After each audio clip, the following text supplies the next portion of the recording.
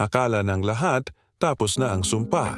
Sa muling pagsikat ng araw sa Hacienda Monteverde, ang mga ginintuang palay ay muling sumasayaw sa ihip ng banayad na hangin. Ang mga ibon na matagal nang nanahimik at nawala ay nagbabalik sa kanilang mga sanga, umaawit ng panibagong pag-asa. Para bang isang masamang panaginip lamang ang lahat ng nangyari. Tila ang kadiliman ay tuluyan ng naglaho. Ngunit kapag ang araw ay lumubog na at ang dilim ay muling kumalat sa bukirin, isang pamilyar at nakakakilabot na tunog ang gumagambala sa katahimikan. Mga yabag, marahan, ngunit mabigat at may bigat ng daan-daang taon. Nagmumula ito sa loob ng abandonadong mansyon at kasabay nito, isang anino ang gumuguhit sa mga bintana, isang aninong may dalang tungkod, isang aninong dapat sana'y matagal nang namamahinga sa ilalim ng lupa. Ang tinig ni Don Gregorio na pinaniniwala ang tuluyan ng nanahimik ay muling bumubulong sa hangin. Ang sumpa ay hindi natapos. Nagpapahinga lamang ito, nag-aabang ng tamang sandali para muling maningil. Sa isang malayong bayan, sa gitna ng katahimikan ng gabi, biglang napabalikwas si Diego. Isang lalaki na may hitsurang pinatanda ng maraming laban. Ang kanyang mukha ay nababakasan ng pagod, ngunit ang kanyang mga mata ay nananatiling alisto. Isang mensahe ang nakarating sa kanya, dala ang balitang kinatatakutan niya. May mga bago na namang nawawala sa Hacienda Monteverde. Mga manggagawang kinuha upang linisin at ayusin ang lumang mansyon. Mga taong naghahanap buhay lamang, ngunit nilamon ng kadiliman na muling bumabalot sa hacienda. Walang pag-aalinlangan. Agad siyang naghanda. Ang kanyang leather duster ay muling isinuot, ang malapad na sombrero ay inilagay sa kanyang ulo. Alam niyang hindi pa tapos ang kanyang misyon. Ang kaluluwa ni Don Gregorio ay bumalik. Pagbalik niya sa Monteverde, isang mabigat na hangin ng takot ang sumalubong sa kanya. Ang mga residente na dati nagsimula ng ngumiti, ngayon ay muling nababalot ng pangamba.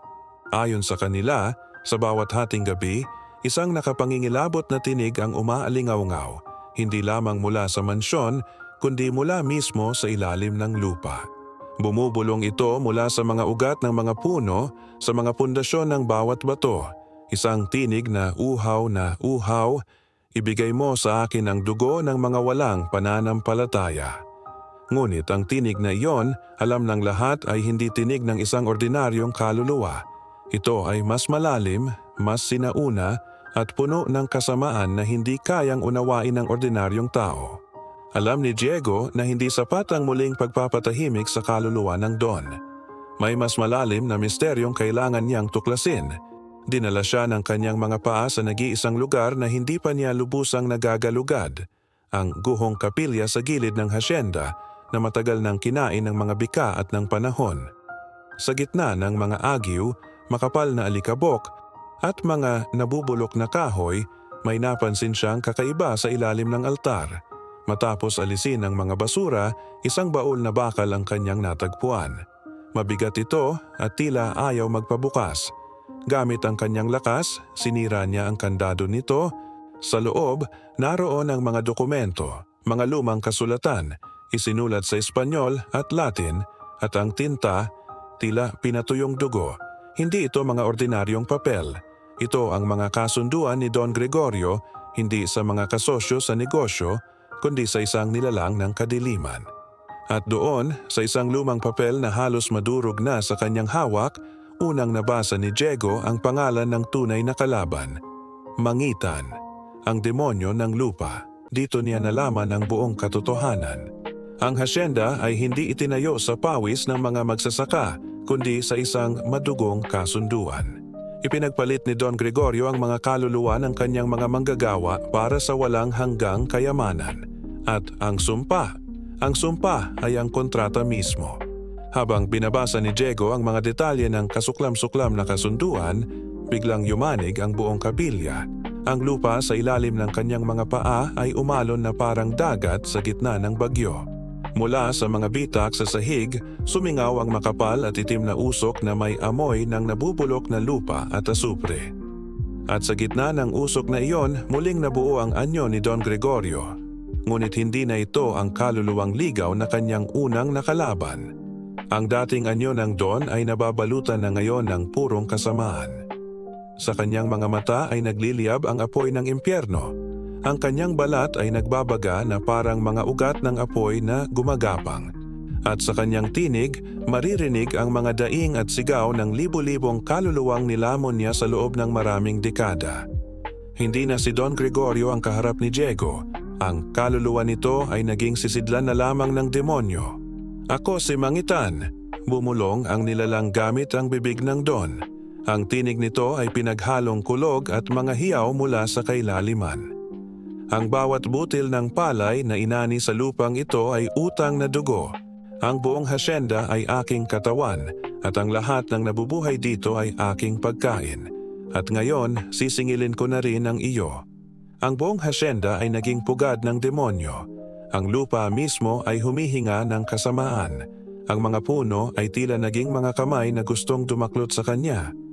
Ngunit hindi natinag si Diego. Sa kanyang mga mata makikita ang pagod, ngunit hindi ang pagsuko. Kalmado niyang itinaas ang kanyang revolver na may ukit na krus sa puluhan, isang sandatang binasbasan para sa ganitong uri ng laban. Kung ang lupang ito'y pag-aari ng isang demonyo, buong tapang niyang sinabi, ang kanyang boses ay umalingaw-ngaw sa loob ng kapilya. Sa ngalan ng lahat ng pinaslang mo, ito ang kanilang hustisya. Isang nakakasilaw na liwanag ang sumiklab mula sa baril ni Diego nang ito'y kanyang kinalabit. Ang bala ay hindi ordinaryo. Ito'y purong liwanag na tumama sa dibdib ng halimaw. Kasabay nito, mula sa mga bitak sa sahig, sumambulat ang mga kaluluwa ng mga magsasakang naging biktima ni Mangitan. Mga multo ng galit at paghihiganti. Sinunggaban nila ang demonyo. Hinihila ito pabalik sa kailaliman ng lupa kung saan ito nararapat.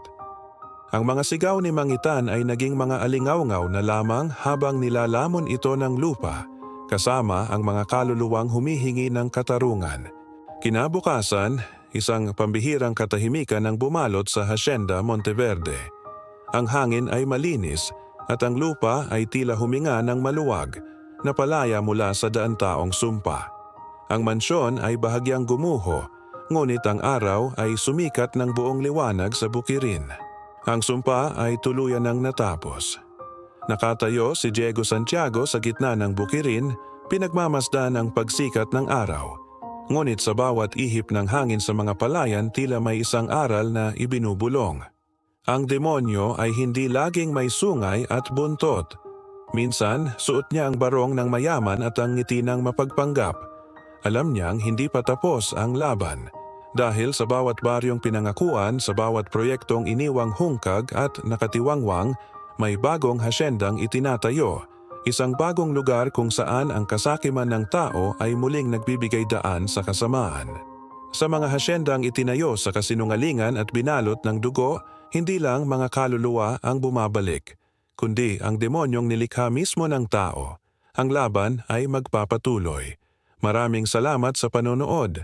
Kung nagustuhan nyo ang kwentong ito, huwag kalimutang mag-like, mag-subscribe at i-click ang notification bell para sa mas marami pang mga kwentong tulad nito.